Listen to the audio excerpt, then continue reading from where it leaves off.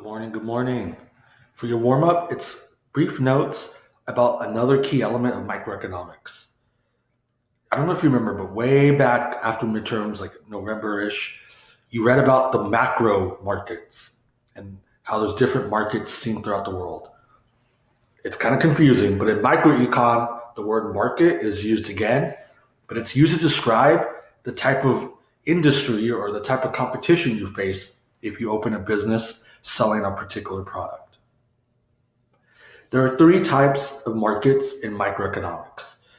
Monopolies, I put them first on the diagram because they're the least common. In the US, we have outlawed monopolies. It's called antitrust legislation. Basically, it's been deemed illegal because it's unfair, it creates high prices for consumers, and it hurts and doesn't support greater economic growth. The only monopolies still seen today are ones that are funded by the government. In other words, they're resources or services that really only the government provides. Every now and then, though, companies are getting charged with being monopolies, and it's up to the federal government to decide if they are.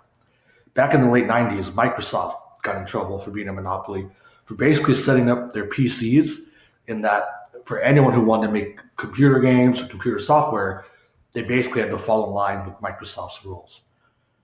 Currently, there's a court case dealing with the iOS, and if the Apple iTunes Store or App Store is similarly working like a monopoly. The second category is in the middle of the chart, monopolistic competition. That's the most common type of market that businesses we see operate in. It's the most common kind of market that we as consumers are buying products from. Fast food chains, so like McDonald's, going back to Monday's notes, they are a perfect example of monopolistic competition. The clothing you wear, monopolistic competition. Basically, monopolistic competition has the most amount of options, the most amount of producers competing with each other. And the way they compete is through branding, advertising, merchandising, and all that. The third example are oligopolies, and they are legal.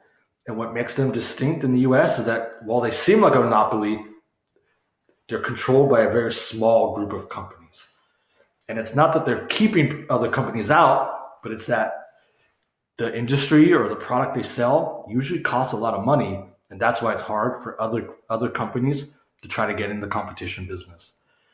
So if you look at the examples in the far right corner, you'll notice auto manufacturing, oil industry, smartphones, internet providers, airline industries. Those are really expensive types of productions. And I think that's also why you see them becoming oligopolies, where it's not that it's only controlled by one, but it's controlled by a very small few. And they basically kind of work together. The three markets, it's important to remember them. When you make your company up next week, you're probably going to be one of the bottom two categories because, again, monopoly is illegal. But to help you get some more background with it, the video I set up, it's continuing with the documentary we watched before break, and it's dealing with these very questions on what kind of market has Amazon created? You're going to hear from people in the Amazon business point of view, and they're going to be defending it. You're going to hear from critics who are saying it's a monopoly.